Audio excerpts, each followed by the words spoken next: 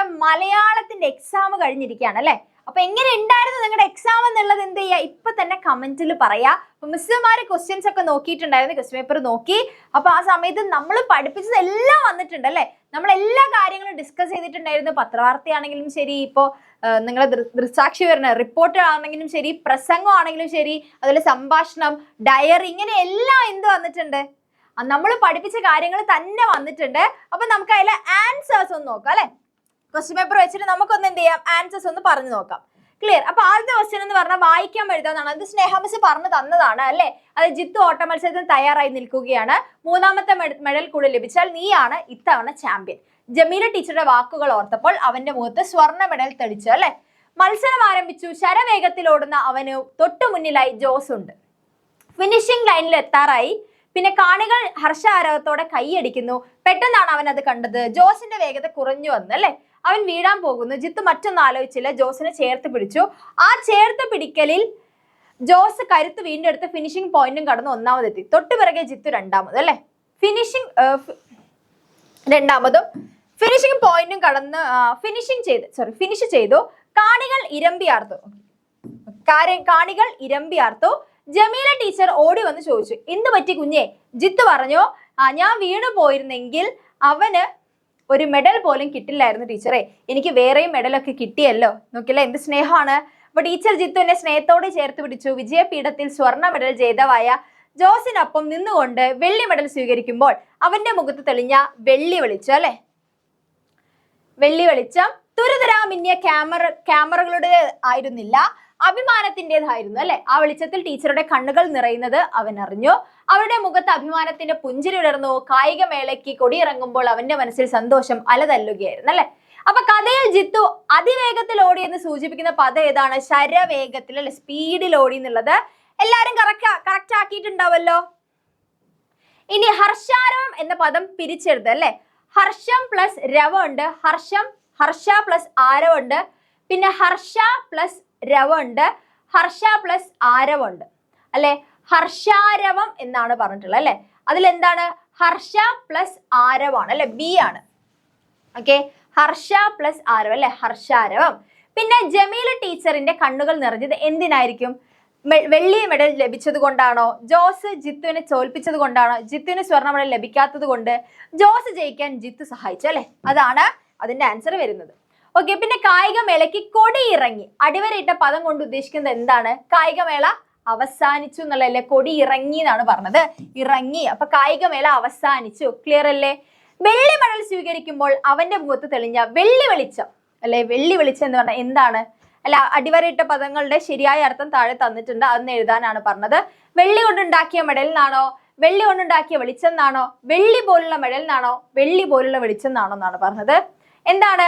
വെള്ളി കൊണ്ടുണ്ടാക്കിയ മെഡലാണോ, അല്ലെങ്കിൽ വെള്ളി കൊണ്ടുണ്ടാക്കിയ വെളിച്ചം അല്ലെ, വെളിച്ചം. ഇതും രണ്ടും അതേപോലെ തന്നെ വെള്ളി പോലുള്ള വെളിച്ചം എന്നാണ് പറയുന്നത്. ഓക്കെ, അപ്പോ 2ഉം 4ഉം ആണ് അല്ലെ. 2ഉം 4ആണ് നമ്മുടെ ആൻസർ എന്ന് പറയുന്നത് അല്ലെ. വെള്ളി കൊണ്ടുണ്ടാക്കിയത്, അതായത് ആ ഒരു വെള്ളി മെഡൽ, വെള്ളി പോലെ തിളങ്ങുന്നത് ഉണ്ടാക്കിയ വെളിച്ചം, അല്ലെങ്കിൽ വെള്ളി പോലുള്ള വെളിച്ചം, രണ്ടും ഒന്നാണ് അല്ലെ. ക്ലിയർ. ഇനി എന്താണ് പ്രവർത്തനം? ഡയറി തയ്യാറാക്കാം. നമ്മൾ പറഞ്ഞതാണല്ലേ, ജിത്തുവിന്റെ ജോസഫിന്റെ ഓട്ടോമത്സരം കണ്ട നിങ്ങൾ അന്നേ ദിവസം ഡയറി എഴുതാൻ വേണ്ട ഫോർമാറ്റ് എല്ലാം നമ്മൾ പറഞ്ഞു തന്നതാണ്. സ്നേഹംസ് കറക്റ്റ് പറഞ്ഞു തന്നിട്ടുണ്ട്. ഓക്കെ, അപ്പൊ അത് വെച്ച് എഴുതിയിട്ടുണ്ടാവും നിങ്ങൾ. പിന്നെ ഇതാണ് നമ്മളൊന്ന് ഡിസ്കസ് ചെയ്തത്. നമ്മൾ അതായത് ക്ലാസ്സിൽ നമ്മൾ LSSന് ഡിസ്കസ് ചെയ്തിട്ടുണ്ടായിരുന്നു, പക്ഷെ കഴിഞ്ഞ നമ്മുടെ ലൈവിൽ അത് ഡിസ്കസ് ചെയ്തിട്ടില്ലായിരുന്നു അല്ലെ. ചിഹ്നം ചേർത്ത് എഴുതുക എന്നുള്ളത് അല്ലെ. ഇതിൽ നോക്കിക്കേ, ആ ചക്ക മാങ്ങ പപ്പായ അല്ലെ, ഇവിടേക്ക് എന്താണ് കോമ ഇടണമായിരുന്നു. ചക്ക മാങ്ങ പപ്പായ തുടങ്ങിയ നാടൻ പഴങ്ങളുടെ ഗുണങ്ങളെ കുറിച്ച് ടീച്ചർ ക്ലാസ് എടുത്തത് ഓർത്തു നിൽക്കുകയായിരുന്നു അപ്പു. ക്വസ്റ്റ്യൻ മാർക്ക് വന്നില്ലേ? എന്ത് നല്ല മാമ്പഴം അല്ലെ, ആശ്ചര്യചിഹ്നം വരും അല്ലെ. നിനക്ക് വേണോ? അവിടെ എന്താ ക്വസ്റ്റ്യൻ മാർക്ക് ഉണ്ടാവും അല്ലെ. റാഫിയുടെ ചോദ്യം അവനെ ചിന്തയിൽ നിന്ന് ഉണർത്തി. വീണ്ടും ഫുൾ സ്റ്റോപ്പ്. ഇത് നമ്മൾ ചെയ്തിട്ടില്ലാത്ത പ്രവർത്തനമാണ് കേട്ടോ. ഇതൊന്ന് മാത്രമാണ്. പിന്നെ നോക്കിക്കേ, കത്ത് തയ്യാറാക്കാം. ഞാൻ പറഞ്ഞു, കുഞ്ഞുണ്ണിയുടെ മീൻ കുഞ്ഞുങ്ങൾ എന്ന കഥയിൽ നമ്മൾ ചിണ്ടന് അതേപോലെ തന്നെ കുഞ്ഞുണ്ണിയെയും പിന്നെ ചിണ്ടൻ തത്തയെ പറന്നു കയറാൻ വേണ്ടിയിട്ട് കൂട്ടിൽ നിന്ന് പറഞ്ഞയച്ചൊക്കെ നമ്മൾ നോക്കിയതല്ലേ. അപ്പൊ അതുകൊണ്ട് നമ്മൾ എന്താണ്, ആകാശത്ത് തിരിച്ചെത്തിയ ചിന്നു താത്ത എന്ത് ചെയ്യുന്നു? കൂട്ടുകാരുടെ കൂടെയൊക്കെ എത്തിയ ആള് ഹാപ്പിയായി. അതിനുശേഷം എന്ത് ചെയ്യുന്നു? ചിണ്ടന് കത്തെഴുതി. ആ കത്ത് എങ്ങനെയായിരിക്കും എന്നുള്ളത് നമ്മൾ എഴുതാനാണ് പറഞ്ഞത്. കത്തിന്റെ ഫോർമാറ്റ് കാര്യങ്ങളൊക്കെ നമ്മൾ പറഞ്ഞതാണ്. അതേപോലെ തന്നെയല്ലേ എൻ്റെ മക്കളെല്ലാവരും എഴുതിയിട്ടുള്ളത് അല്ലേ? നമ്മൾ സ്ഥലം തീയതി എഴുതും അല്ലേ? സ്ഥലം തീയതി എഴുതി, പിന്നെ പ്രിയപ്പെട്ട എന്ന് പറഞ്ഞിട്ട് ചിണ്ടന് എഴുതും. പിന്നെ അതിനുശേഷം എന്താണ് കാര്യം പറയാനുള്ള കാര്യം പറഞ്ഞിട്ട് ഇന്ന് സ്നേഹത്തോടെ എന്ന് പറഞ്ഞ് ഇവിടെ എഴുതും. ക്ലിയർ അല്ലേ? പിന്നെ ദൃസാക്ഷി വിവരണം അല്ലെ? റിപ്പോർട്ട് തയ്യാറാക്കുന്ന കാര്യമൊക്കെ നമ്മുടെ കായികോത്സവം അല്ലേ, കളിമേളം എന്ന് പറയുന്ന ചാപ്റ്ററിൽ 5 മിസ് പഠിപ്പിച്ചിട്ടുള്ളതാണ്. എന്ത്? ദൃസാക്ഷി വിവരണം എഴുതാനായിട്ട്. ഇനി 5 ഇതിൽ ഇങ്ങനെ ഓപ്ഷൻസ് ആണ് തന്നത് അല്ലെ? ഓപ്ഷൻസ് തന്നതാണ്. ഇതും നമ്മുടെ ഓപ്ഷൻസ് ഉള്ള ക്വസ്റ്റ്യൻസ് ആയിരുന്നു അല്ലെ? ഇതിൽ ഏതെങ്കിലും ഒന്ന് എഴുതിയാൽ മതി. ഒന്നെങ്കിൽ നിങ്ങൾ ദൃസാക്ഷി വിവരണം എഴുതാം, അല്ലെങ്കിൽ കത്തെഴുതാം. ഇത് രണ്ടും നമ്മൾ പഠിപ്പിച്ചതാണ്. പിന്നെ ഇത് രണ്ടും ഞാൻ പഠിപ്പിച്ച ക്വസ്റ്റ്യൻ ആയിരുന്നു. ഇത് നമുക്ക് പ്രസംഗം തയ്യാറാക്കാം, നമ്മുടെ യുദ്ധം അത്ര നല്ലതല്ല എന്ന് നമ്മളൊരു പ്രസംഗം പറയുന്നുണ്ടായിരുന്നു അല്ലെ? ആദ്യം നമ്മൾ എന്തെഴുതും? ആമുഖത്തിൽ നമ്മൾ എന്താണ് പറയുന്നത് വിഷയാവതരണം എഴുതും. പിന്നെ നമുക്ക് പറയാനുള്ള കാര്യങ്ങൾ ഒക്കെ ആയിട്ടാണ് നമ്മൾ എന്ത് ചെയ്യുക? ബഹുമാനപ്പെട്ട മാന്യസദസ്സിന് എന്ന് പറഞ്ഞാൽ അത് വിഷയത്തെക്കുറിച്ച് കുറച്ച് ചെറുതായി എന്ന് പറയും, എന്താണ് സംസാരിക്കാൻ പോകുന്നതെന്ന് എഴുതും. അതിനുശേഷം നമ്മൾ കുറച്ചുകൂടി ഡീറ്റെയിൽ ആയിട്ട് എഴുതും. പിന്നെ നമുക്ക് എന്താണ് പറയാനുള്ളത് എന്നുള്ള രീതിയിൽ അല്ലേ? ക്ലിയർ അല്ലേ? അപ്പൊ ഇതിലെന്താണ്? പല മതക്കാരും പല ജാതിക്കാരും എന്ന് പറഞ്ഞാൽ ഒറ്റ പൂങ്കാവിൽ എന്ന കവിതയിലെ ആശയം ഉൾക്കൊണ്ട് റിപ്പബ്ലിക് ദിനത്തിൽ അവതരിപ്പിക്കാനുള്ള പ്രസംഗം തയ്യാറാക്കാനാണ് പറഞ്ഞത്. പിന്നെ അടുത്ത എന്താണ്?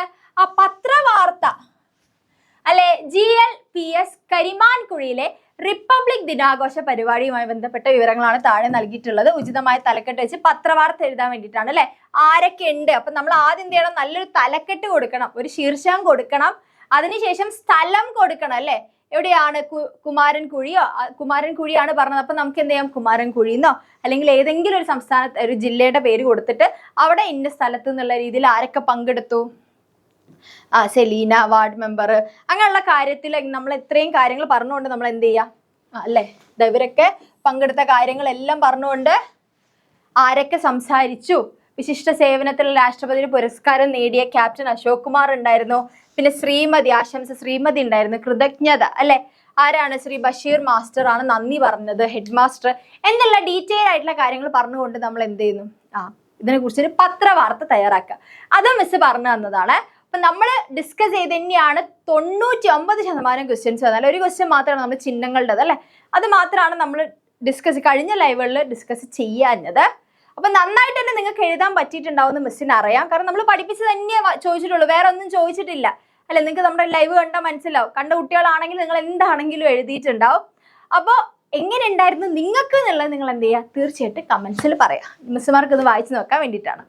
അപ്പോൾ അങ്ങനെയാണെങ്കിൽ ഇത്രയാണ് നമ്മുടെ ആൻസർ കീ ഒക്കെ നമ്മൾ നോക്കി, ആൻസേഴ്സ് എല്ലാത്തിൻ്റെ ആൻസേഴ്സ് നോക്കി. അങ്ങനെയാണെങ്കിൽ മിസ് പോവാണ്. ചച്ചാ, ബൈ ബൈ, സീ യു.